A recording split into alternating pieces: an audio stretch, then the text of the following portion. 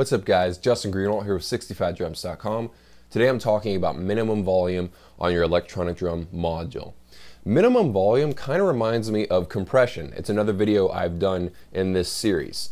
Compression takes your loudest drumming sounds, makes them quieter, and it takes your quietest drumming sounds and makes them louder. So it's basically compressing the waveforms. And with minimum volume, it's kind of similar, except it only affects your quietest sounds. So let's say you wanted to make your snare drum a little bit louder.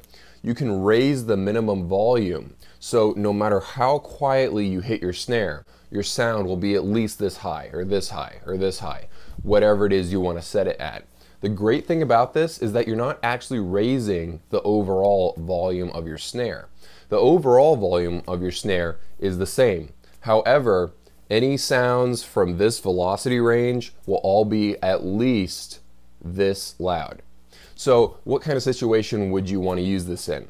For example, what if you were recording a drum cover and you really killed it, you were really good in it, and you go back to listen to the recording, and let's say you liked to use a lot of ghost notes in this drum cover. You go back to listen to the recording and you notice that you can't even hear the ghost notes at all. They're being drowned out by the cymbals, by the kick drum. They're just being drowned out by the music and everything. And it almost looks like your drum set is malfunctioning and that it's not even picking up those ghost notes. What you can do is go into your module and increase the minimum volume of your snare so that those ghost notes are at least this loud. They won't be incredibly loud, you don't want that. But at least you can raise the minimum volume a little bit so that the ghost notes at least are in the background. You can at least hear them a little bit. Now don't go too crazy with this because I did. And I raised up the minimum volume way too much on my snare and all the dynamics were lost. The reason why I lost the dynamics on my snare when I raised up the minimum volume too loud is as a drummer, you should be able to hit a drum at varying velocities. So when you hit it quiet, you should hear a quiet sound. When you hit it loud, you should hear a loud sound. And if you crank up the minimum volume too much, then all of a sudden that dynamic range is gone. You're still hearing a quiet version of the sound, but it's still going to be loud. And it just throws off your drumming. It feels really, really unnatural.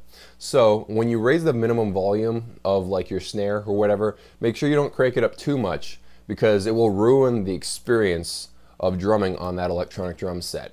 But raise it up just enough so you can really hear those ghost notes and everything. And yeah, I love minimum volume. It's a great tool in the drum module I have. And if you have it in your drum module, experiment a little bit with it. Again, one of the greatest things about it is that it doesn't raise the actual volume of your snare. Hey, thanks for watching. I hope this video helped you out. This is part of a series on sound design for drummers. I've got videos on how soundboards work, how compression works, how EQ works, how direct boxes work. Those are all on a playlist on my channel if you want to watch them all. Subscribe to this channel if you like electronic drums. I'm bringing you new videos on that 1 to 2 times a week. Also give this video a like. If you like my channel, it helps me out a lot. And I've got my news on Facebook, drum covers on Instagram, drum articles on my website. See you guys next week.